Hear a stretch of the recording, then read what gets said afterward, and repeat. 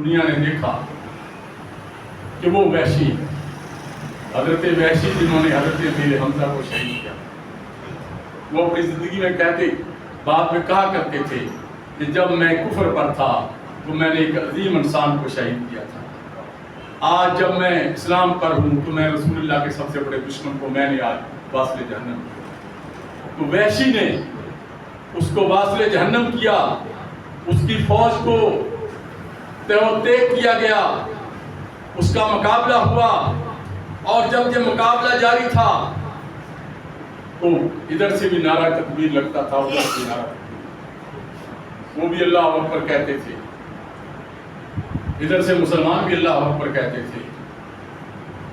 اس وقت جو جنرل تھے انہوں نے حضرت ابو بکر صدیق رضی اللہ تعالیٰ عنہ کو پیغام بھیجا کہ ہمارے لیے کیا حکم ہے، اب تو ہم پہچان نہیں کر سکتے کہ ہمارا دشمن کون ہے، تو آپ نے فرمایا کہ آپ یا محمد کا نعرہ دیں۔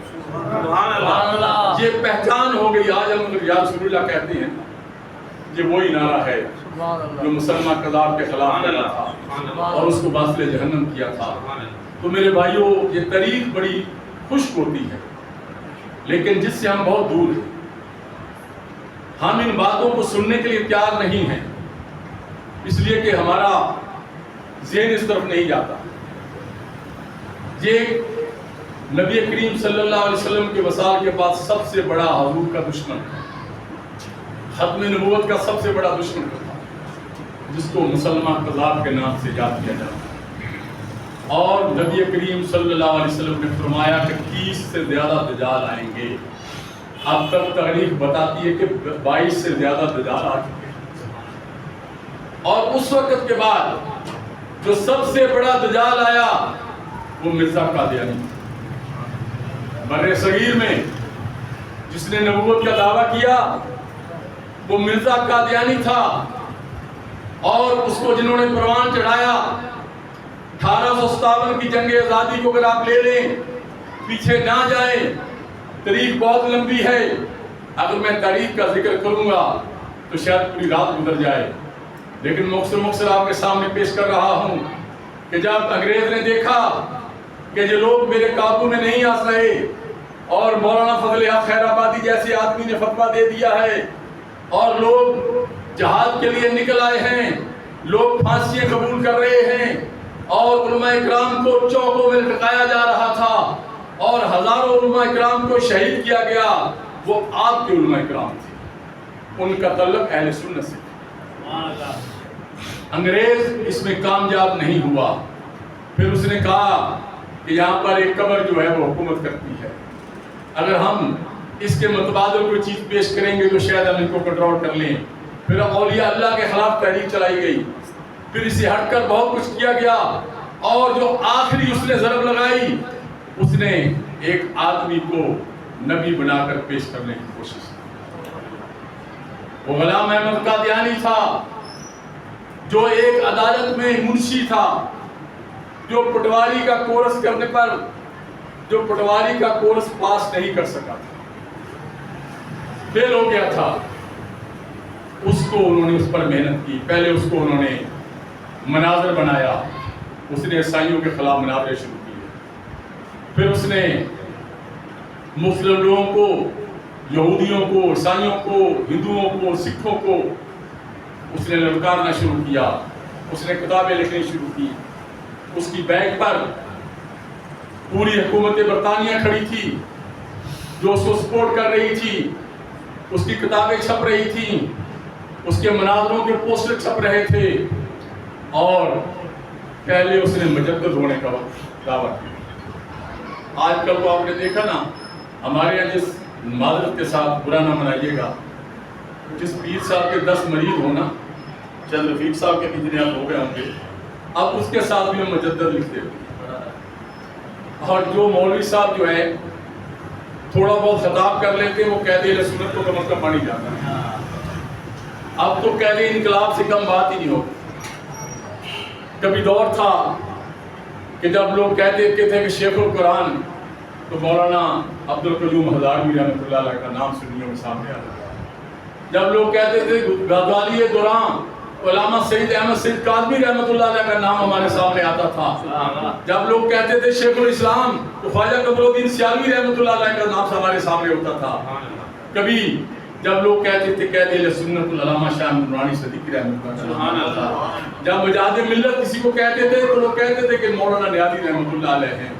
آج ہر گھر میں, ہر گلی میں, ہر محلے میں قائد اہل سنت بھی موجود ہیں, قائد ملت اسلامیہ بھی موجود ہیں, اور پتہ نہیں کیا کچھ موجود ہے. یہ ہماری تنزلی کی طرف جا رہے ہیں ہم اہل سنت کا. تو حضرات ذوالفقار, انگریز نے پوری قوت کے ساتھ اس کو کھڑا کیا, اور سب سے پہلے جس آدمی نے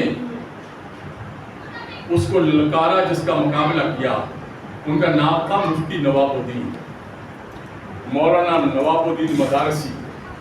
یہ قادیان کے قریب گاؤں تھا جس کا نام مدارس تھا. آپ وہاں کے رہنے والے تھے, ارائی برادری سے آپ کا تعلق تھا, عالم دین تھے. جب آپ کو پتہ چلا کہ قادیانی نے نبوت کا دعویٰ کر دیا ہے, اور وہ اس نے ایک مدرسہ بنا رکھا تھا قادیانی, اور مسجد میں خطابت کرتا تھا, مسجد میں باقاعدہ خطیب تھا, تقریریں کرتا تھا, جمعہ پڑھاتا تھا. آپ وہاں پہنچ گئے. بزرگ بتاتے ہیں جیسے آج کل ہمارے بزرگوں کے پاس وہ چھڑی ہوتی ہے جس کے آگے تھوڑا سا اڑا ہوا ہوتا ہے, آپ کے پاس وہ چھڑی تھی. آپ نے اس کے گلے میں ڈالی, اس کو کھینچا, اور اس کو وہ چھڑیے نصیب کی, حتیٰ کہ اس کو گریبان سے پکڑا.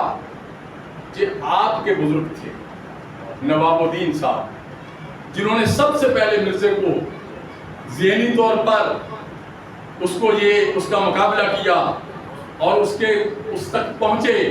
پھر جب بھی اس پر بہت سارے مقدمے درج ہوئے, جب بھی وہاں پر کوئی مقدمہ درج ہوتا, سب سے پہلے حضرت مفتی نواب الدین پہنچتے اور اس کا مقابلہ کرتے, اس کو جواب دیتے. یہاں تک ہی نہیں رہا, ایک دن آپ گئے, اس کو آپ نے, وہ تقریر کر رہا تھا, پتہ چلا کہ فلاں علاقے میں مرزا قادیانی تقریر کر رہا ہے. آپ پہنچ گئے, آپ نے اس کو کہا کہ تم کہتے ہو کہ میں نبی ہوں. سنا کہ بہت خوبصورت آدمی تھے مولانا نواب الدین صاحب رحمۃ اللہ علیہ, بہت خوبصورت آدمی تھے, بہت اللہ تعالیٰ نے ان کو نور دیا ہوا تھا ان کے چہرے پر. آپ نے فرمایا کہ اگر رب نے نبی بنانا ہوتا تو مجھ سے جیسے خوبصورت بندے کو بناتا, تم جیسے چوڑے کو ضرور بنانا تھا. یہ سب سے پہلے جس نے مرزے کا مقابلہ کیا وہ آپ کے بزرگ تھے. پھر علامہ قصوری صاحب کا نام آتا ہے تاریخ میں کہ آپ نے سب سے پہلے کتاب لکھی ان کے خلاف. پھر حضرت پیر میر علی شاہ صاحب رحمۃ اللہ علیہ میدان میں نکلے, آپ نے اس کو للکارا, اس کے خلاف کتابیں لکھی. پھر اعلیٰ حضرت شاہ احمد رضا خان بریلوی رحمۃ اللہ علیہ آپ میدان میں آئے. پیر جماعت علی شاہ صاحب رحمۃ اللہ علیہ میدان میں آئے. کچھ لوگوں نے ختم نبوت پر کچھ عرصہ پہلے قبضہ کر رکھا تھا, یہ موضوع ان کا تھا. مجھے پیش کرتے تھے کہ ختم نبوت والے ہم ہیں, ہم نے اس کا ٹھیکہ لے رکھا ہے, اور پوری تاریخ کو وہ توڑ مروڑ کر پیش کرتے تھے, کیونکہ اہل سنت میں تاریخ کو پڑھنے کا رواج نہیں ہے. میں علماء سے معذرت کے ساتھ, ہمارے ہاں صرف ہم نے قوم کو ملاز شریف, 11ویں شریف, کل شریف اور چیلم شریف, اس کے علاوہ ہم نے کبھی ہم نے اس سے آگے یا پھر عرس شریف, اس سے زیادہ ہم نے قوم کو کبھی پیغام دیا ہی نہیں. تاریخ سے ہم نے, ہمارے علماء کرام نے ہمیں بہت دور رکھا. تو اس وقت جس کا نام لیتے ہیں نا وہ لوگ, کہ اس نے جناب, میں نام لے دیتا ہوں بہادر شاہ بخاری صاحب کا, کہ انہوں نے مرزے کے خلاف بہت کام کیا. اس وقت جب مرزا جہنم رسید ہوا تو ان کی عمر 13 سال تھی. مرزا جب جہنم رسید ہوا تو بہادر شاہ بخاری کی عمر 13 سال تھی, اور 1934 میں انہوں نے پہلا جلسہ کیا مرزے کے خلاف, قادیانیوں کے خلاف. اور ہمارے بزرگ پہلے دن سے لڑتے رہے, اور پھر اعلیٰ حضرت کے مریدین نے, اعلیٰ حضرت کے خلفاء نے. اگر آپ مولانا امجد علی خان صاحب کو دیکھیں رحمۃ اللہ علیہ کو, اعلیٰ حضرت کے خلیفہ, نورانی صاحب کے والد محترم شاہ عبد العلیم صدیقی میٹھی رحمۃ اللہ کو دیکھیں، جو سب سے بڑے مبلغ تھے قادیانیوں کے خلاف، جنہوں نے ہزاروں قادیانیوں کو کلمہ پڑھایا، اور آج بھی افریقہ میں ہزاروں لوگ بلکہ لاکھوں لوگ ان کے مرید ہیں جنہوں نے ان کے ہاتھ پر کلمہ پڑھا، وہ بھی